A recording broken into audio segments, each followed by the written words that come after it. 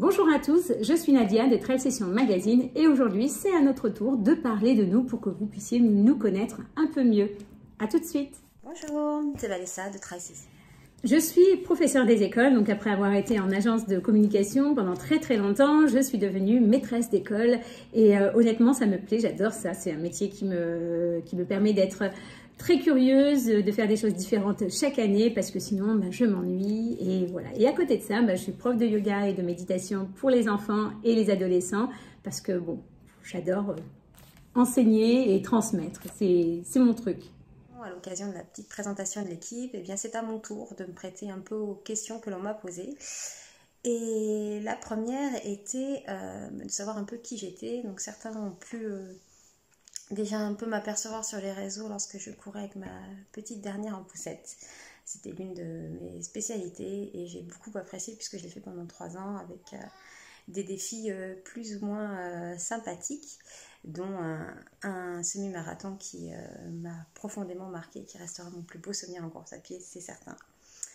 Donc voilà, actuellement je me prépare pour devenir professeur des écoles. Voilà, donc c'est un énorme projet qui me tient à cœur depuis quelques temps et pour lequel je me prépare activement et les épreuves approchant à grands pas. Donc c'est un autre marathon qui est actuellement en cours pour moi et qui malheureusement met la course à pied quelque peu à l'écart. Alors je suis plutôt tortue, là on le voit bien, je suis un peu tortue parce que je ne suis pas une rapide, même si je l'ai été quand j'étais plus jeune, donc, mais ça me va, honnêtement, j'ai aucun complexe, je sais que je finis mes marathons, je vais loin dans les sorties longues en endurance et puis l'essentiel c'est vraiment de se faire plaisir et moi personnellement j'ai tellement eu de choses que je suis tellement contente de pouvoir courir, donc que ce soit lentement, ça je le fais quand même avec plaisir. Le prochain défi c'est le 100 km Ultra Mirage. Donc je l'avais fait il y a 2 ans, enfin j'ai terminé au 82e kilomètre et j'ai vraiment envie de le finir cette année. Donc je me donnerai toutes les chances, tout ce qu'il faut faire pour pouvoir le terminer. Question défi actuel, j'en ai pas réellement, je ne me suis pas encore posée en tout cas pour cette premier semestre de l'année de réels défis en course à pied. On verra une fois que mon concours sera terminé. Alors, j'ai commencé à courir quand mes enfants étaient petits. Il y a eu un moment où je me suis dit, là, stop, il faut vraiment que je fasse quelque chose pour moi. Je me suis vraiment occupée de mes enfants pendant très longtemps. Et puis, je me suis dit, voilà, il faut vraiment que je fasse quelque chose. Et j'ai commencé à courir pendant qu'ils étaient sur le stade de foot. Et donc, je tournais autour du stade. Et puis, je me suis lancé un challenge. Je me suis dit, alors, et si on se faisait une parisienne? Waouh, 7 km, c'est énorme. Et finalement, à partir de là, je me suis lancée. Donc, ça a été directement la parisienne, 10 km, semi-marathon, marathon, et depuis je ne m'arrête pas. Enfin si, je me suis arrêtée une année, mais bon, ça c'était à cause d'une maladie, mais sinon depuis je continue et j'adore ça. Dernière petite question, je suis désolée, j'ai ma fiche, c'est pas bien. Quand j'ai commencé la course à pied et comment? Un peu le hasard. On m'a offert lorsque j'étais étudiante une paire de running. À l'époque, ça devait être les New Balance, vieille génération avec un bon gros amorti.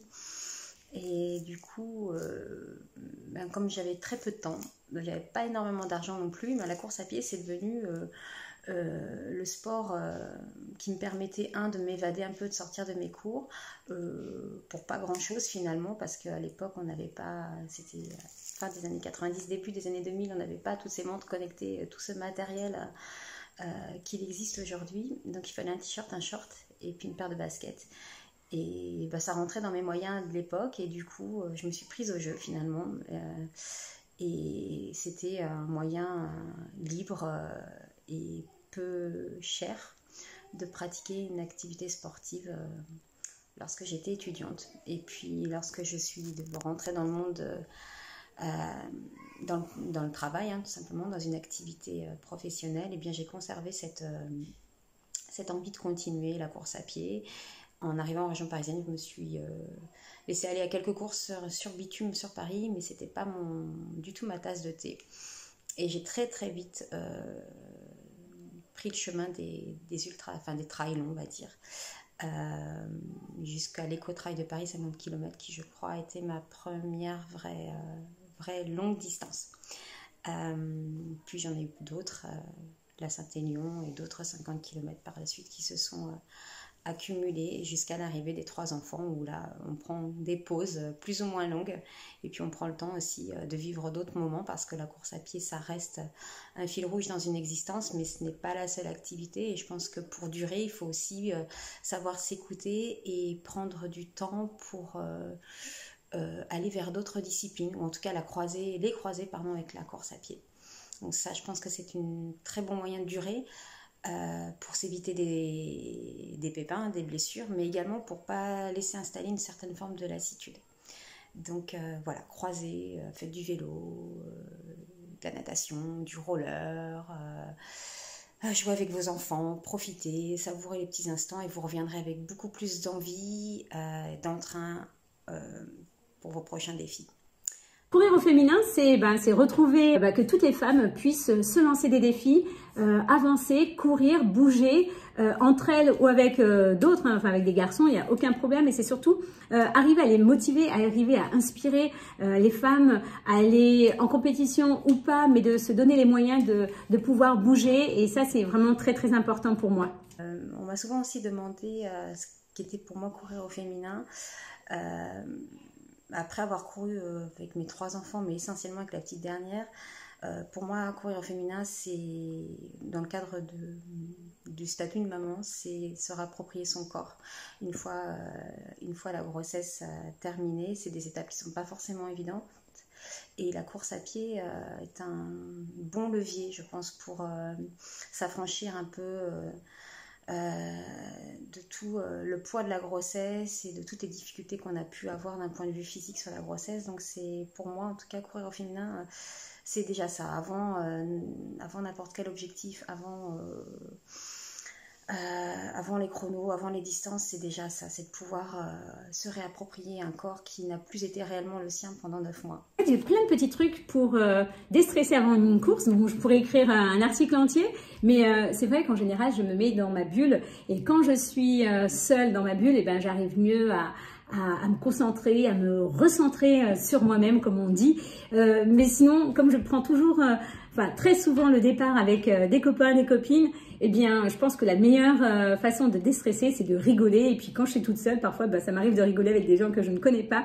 Et on se lance et c'est vraiment ce qui est important. Et dans la course à pied, je pense que c'est important de prendre ça vraiment pour le plaisir. On n'est pas des professionnels. C'est vrai, même si on a envie de compétition, même si on a envie de challenge, il faut surtout avoir envie d'être bien. Et ça, c'est vraiment le plus important pour moi. Concernant le stress d'avant-course, on m'a souvent demandé, mais toi, comment tu fais pour pas être stressée? En fait, je fais rien puisque je le suis.